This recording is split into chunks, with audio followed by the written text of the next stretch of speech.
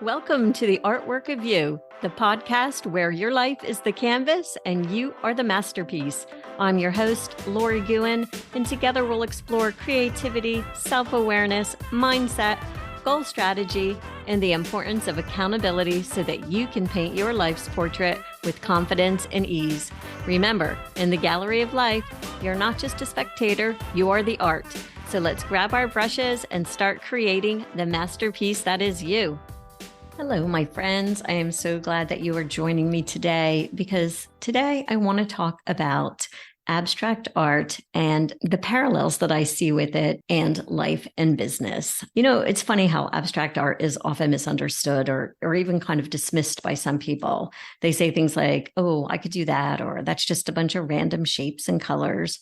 But the truth is, there's so much more to it than that. Abstract art, at least to me, is all about breaking free from traditional rules and finding new ways to express myself and my emotions and my ideas. It's a style that really focuses on shapes, colors, and textures rather than trying to replicate something from reality. And as an artist, I've been drawn to abstract art for many years because it encourages me to be more creative and to take risks. And that's something, again, that I said I see parallels with in life and business. Because just like art, life doesn't always fit into a neat box. It's not always about following a set path or adhering to the way that society tends to tell you that you should behave, or other people's manuals for you tell you should behave. And it can be especially difficult, I would say, as we reach midlife, because we may have spent years creating stability, either through a career or through maybe we're stay-at-home parents, so the family that we're raising. And when we learn to release that control and lean into the unknown, then we're open and we're giving ourselves the ability for growth and innovation. And one way that you can start doing that is by identifying the areas in your life where you feel the need for control. You know, ask yourself what fears or limiting beliefs are driving this need to control. And then make a conscious effort to let go and embrace the uncertainty in these areas. And another thing you can do, I think, is that you could start exploring some abstract art, either by looking at artists' websites or social media, or maybe visiting a local gallery. And as you view the art, consider how the artist has used those shapes and colors and the texture to convey emotions and ideas. Take some time to reflect on the pieces and see how they could maybe serve as a metaphor for you in your own life and personal journey. You could also try creating a piece of abstract work yourself that focuses on you using your emotions and your intuition as you paint. And I know a lot of you will have some hesitation with that because you'll have fear coming up of, I'm not an artist, I don't know how to paint,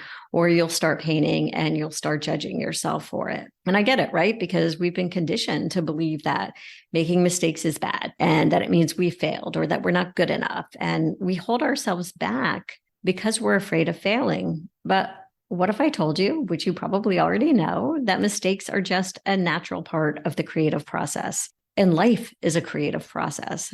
And so in abstract art, mistakes can lead to unexpected beauty, really, and new discoveries. The same goes for life and business. Embracing your failure is a learning opportunity. It can help you break through limiting beliefs and unlock potential that you didn't even realize you had. Imagine if you're painting and you accidentally mix the wrong colors, or you make the wrong stroke with your paintbrush in the wrong direction or something. And instead of panicking, you decide to embrace that mistake and use it as an opportunity to create something new and unique, something in a direction that you weren't originally going. And that's the beauty of abstract art. It teaches us that there are no mistakes. There's just opportunities for growth and for learning. And when you make a mistake in life or you face a setback, instead of dwelling on the negative, take a step back and ask yourself, I know it's cliche, but ask yourself, well, what can I learn from this? Or how can I use this experience to grow? And practice shifting your perspective to see challenges or opportunities for growth and learning. What was once a setback is now an opportunity.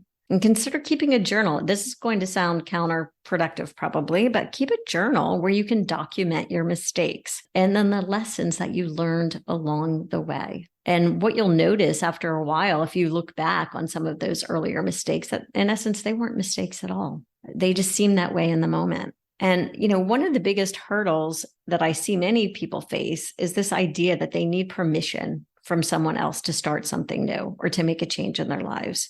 But the thing is you don't need anyone's permission. You have the power within you to give yourself permission to begin right now if you want, to chase your dreams, to start the business, to create the life you've always wanted, or have the experiences you want to have.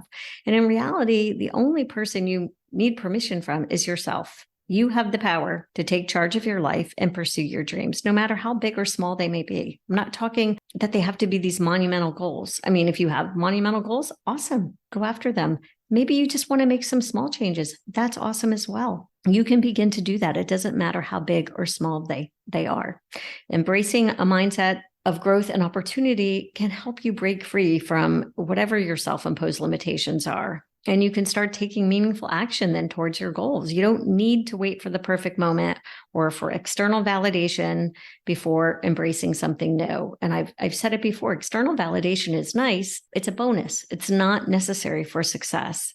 And I know when I first started exploring painting, I felt the need for validation from others. I did. My artwork needed to be good enough for me to be considered a real artist. But over time, I realized that I actually didn't need anyone's approval. I just needed to give myself permission to create and to express myself and to grow and to be a beginner. And if this will help, grab a piece of paper and write yourself a permission slip, right? That states your intention to start whatever it is you're going to start. Sign it, date it, and keep it somewhere visible as a reminder that you have the power to take the action and create the life you want. Consider setting aside some dedicated time each week to work on your goal and treat this time as non-negotiable. I do this personally, and because if I don't, I'm one that can easily get off task. So I have to have time that I set aside that I'm going to be working on whatever goal that is that I have for that month or that quarter or that week, that day. And it's non-negotiable. And that'll help reinforce the idea to your own brain that you are committed to making progress and that you've given yourself permission to prioritize your dreams. Now, all of that mindset work is so important, but I believe personally, you also need strategy. And I know there are a lot of people out there that'll tell you don't need to know the how, just keep going. But I believe that strategy is super important. And as my coach and mentor says, clarity follows action. So you do need to have actionable strategies, but they don't need to be perfect. And often they'll change as you progress. As you make progress in your goals, your strategies will kind of ebb and flow and change. But I'm definitely a firm believer that you need both mindset and strategy. And so how do you combine that? Well, you set goals and then you break them down into manageable steps and you adjust your plans, as I said earlier, as needed. And most importantly, you have to believe in yourself and knowing that you're capable of overcoming any obstacle that can come your way. Even if you don't know in that moment, you can figure it out, or you can find someone that can help you figure it out, or you can pivot and adjust to go in a different direction if that's necessary. I'm sure you've heard of SMART goals. That stands for specific, measurable, achievable, relevant, and time-bound. And when you make your goals specific, when you make them measurable so that you'll actually know if you're making progress or accomplishing them, if you make them achievable, meaning you're not going to say, tomorrow I'm going to make $1 million when you've not even made $1 in your business. If you make them relevant, and that means they're related to you and your values. I can't stress that enough. And you make them time bound. You have a specific date. You are setting yourself up so much more for success than if you don't do that. Once you do that, once you have your SMART goals, break them down into smaller goals. I like to do a 90-day goal, and then I break that 90-day goal into 30-day goals. And then I break those 30-day goals into weekly goals. And that really helps me to stay on track. Because often if I just set the 90-day goal, it's so overwhelming. I get lost in overwhelming confusion of how to start or how to keep going, where to begin, where to end. So by breaking those 90-day goals down, it's something I do with clients. It's something I do for myself because it really works. But here's another thing. When you set goals, new goals, the limiting beliefs are going to come up again. So for each goal, you might have, even though you think you've done the mindset work, and we've talked about this before, every time you set new goals, you most likely are going to have limiting beliefs that come up around that goal. Otherwise, it's probably not a big enough goal for you if it's easy peasy. Like the little voice inside your head, you can't do that. You're not good enough. You have self-doubt. You have fear of failure. You feel you're not worthy, all the stuff. So when those come up, just challenge them. Are they even valid? You can write them down, right? Whatever limiting beliefs you're having, write them down and then try to think up a counter example of when that belief wasn't true.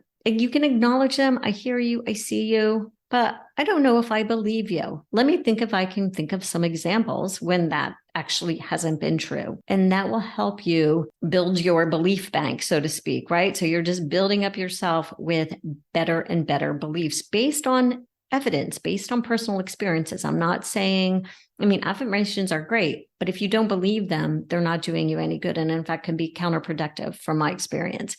So find examples, specific examples in your life, or examples when people have either told you or you've noticed it for yourself, so that you have this limiting belief on one hand, but then you have an example on the other hand of where that is not true. And then you can focus on that. So it's just about being resilient, being able to bounce back, because there are going to be setbacks along the way. You'll be on a roll, and all of a sudden you might have a setback, or you might have a limiting belief come up around something that you need to do.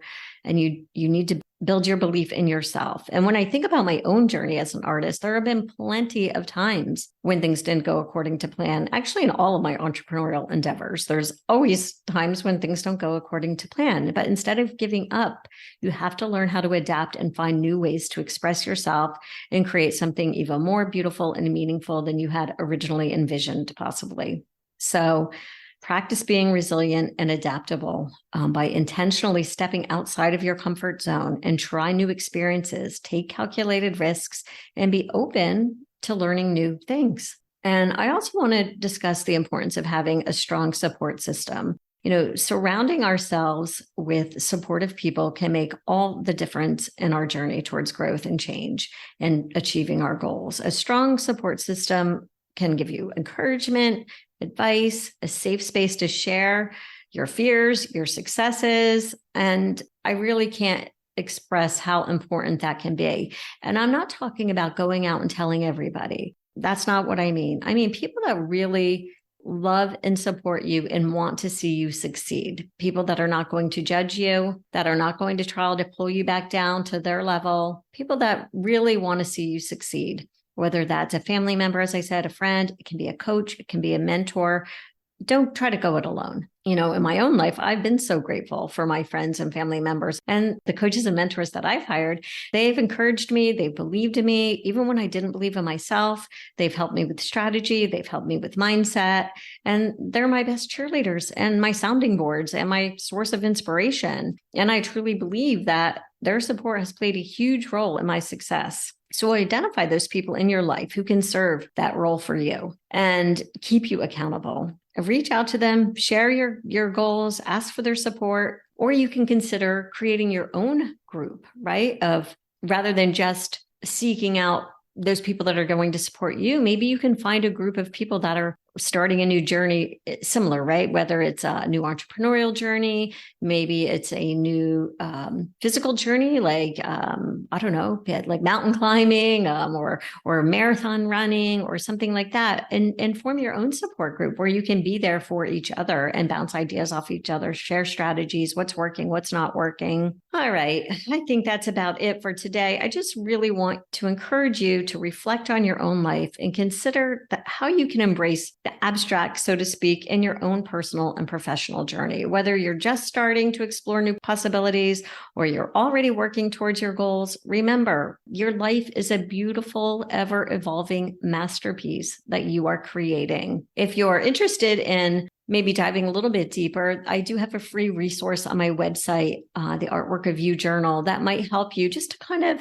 start that creative process and start exploring ideas of maybe some goals that you might want to take to the next level.